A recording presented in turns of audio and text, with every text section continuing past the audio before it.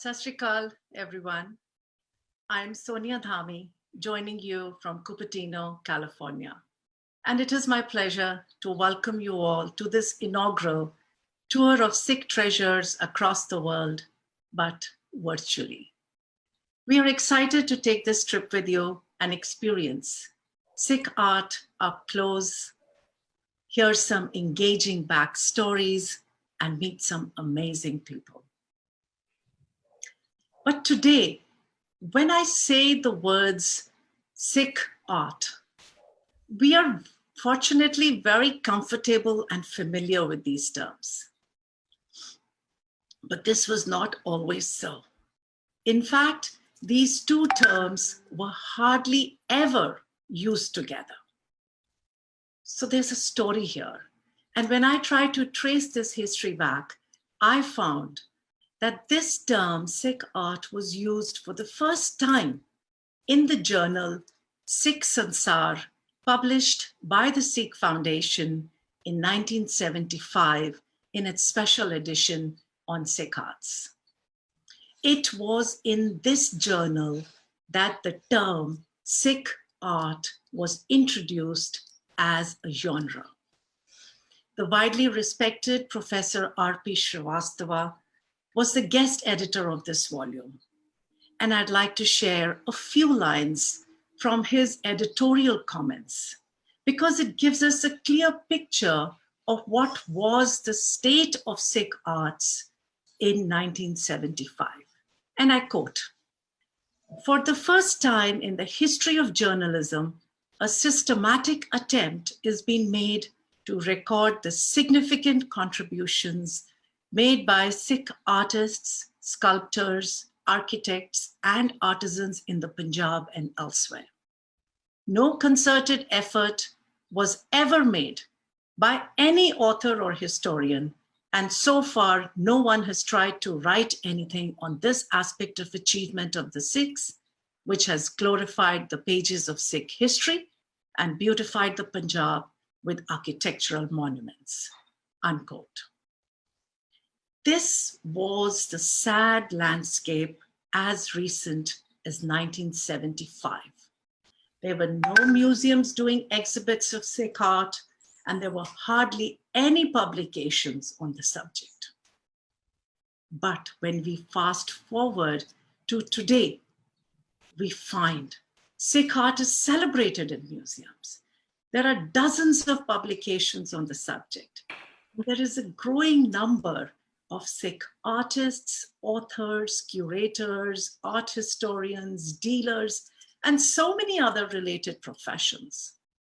Today, we also have permanent galleries of Sikh art at established museums, and the first of which was the Satinder Kaur Kapani Gallery of Sikh Art, set up in 2003 at the Asian Art Museum in San Francisco. And this, today, I am happy to say that the Phoenix Art Museum also has a permanent gallery of Sikh art established by the Kanuja family. The most interesting aspect that I find of these developments is the increasing interest by collectors. And today, we have some spectacular collections here in the US. There is the Kanuja family, the Mahal family. There are some inspiring collections in Canada and the UK. And what it allows us to realize in hindsight is that a mind shift has been accomplished in these 50 odd years, which has brought us from this desolate, pervasive, false narrative of a cultural desert, which was associated with our community, to a place which is vibrant and alive today. And for this, as a community, we are indebted to our collectors. Amongst the first of these pioneers was Satinder Kaur and Narinder Singh Kapani. It is their vision and dedication through which they collected these artworks from far and wide and presented to us in a collection in the first ever exhibit on Sikh art, which was in 1992 at the Asian Art Museum. Validating to us as a community, as well as to the world, that Sikhs have an artistic heritage which is as old as themselves.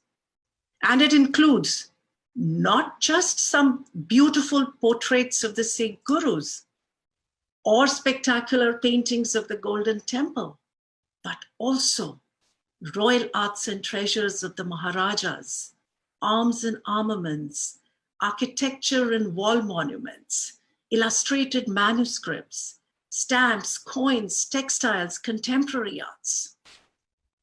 To me, it is mind-blowing. And this is what provided the motivation to document this premier collection in our book, Sikh Art from the Kapani Collection, which I have the honor to co-edit with the distinguished Dr. Paul Michael Taylor of the Smithsonian. I'm happy to announce that this book is now available for a free digital download on our website, sikhfoundation.org, as well as on academia.edu. But I also encourage you to buy your hard copy soon, because it is soon going to be a collector's item. Now, many of these collections, these spectacular collections that have really changed the dynamics for us, they finally end up in museums, because it is the museums that allow us to share our pride in our arts and heritage across communities and across any barriers of language, color, race, or religion. And it is the museums that continue to inspire our generations to come and ensure that our arts and heritage continue to inspire them. Today, sadly, we are in the midst of a time when a pandemic is raging in our communities, and a push for social change is erupting on our streets. This has changed a lot of what we took for granted. Things like summer vacations and travel plans have been put on hold.